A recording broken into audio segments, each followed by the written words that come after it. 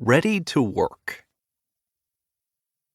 By 1730, the changes coffee had made in European society were very clear. As early as 1660, writer and historian James Howell wrote that apprentices and clerks used to start their day with ale or wine, which made them unfit for business. But now they drank coffee and were wide awake and ready to work. Long before the coffee break, there was the beer break.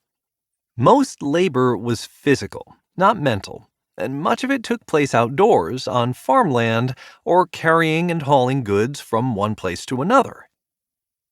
Workers didn't need to be mentally sharp or pay attention to clocks. Most people didn't have one. But in the mid-1700s, with the start of the Industrial Revolution in Europe, the nature of work began to change.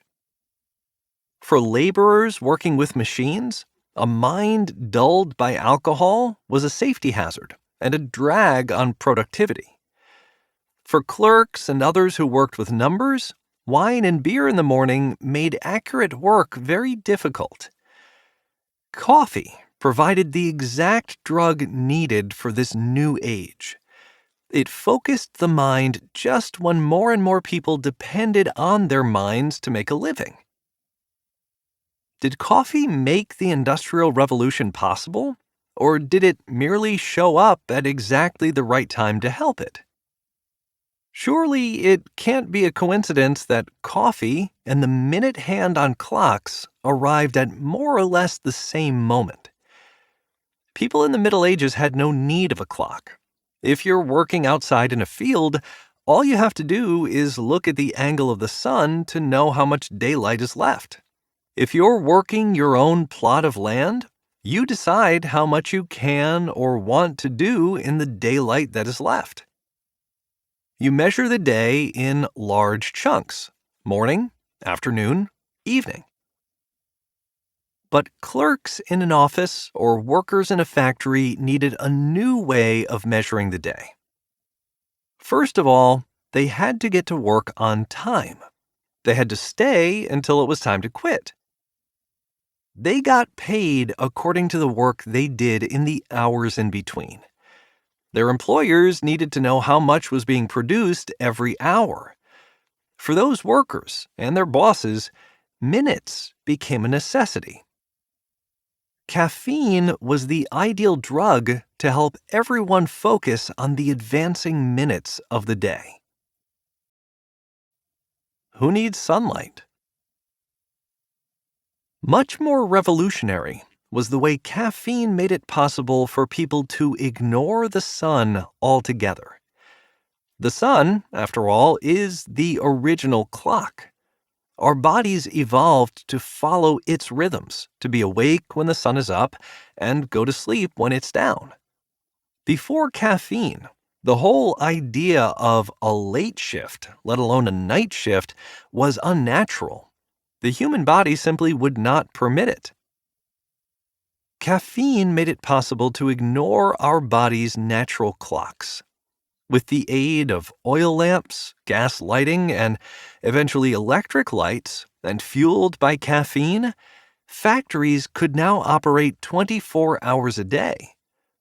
Maybe coffee didn't cause the Industrial Revolution, but it's hard to imagine this great change in work and life without it. In previous chapters, we looked at an equal partnership between the apple and the tulip and humanity. Both sides could be seen to benefit.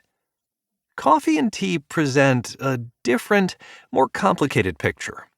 Has humanity really benefited from this partnership, or has our thirst for caffeine made life worse?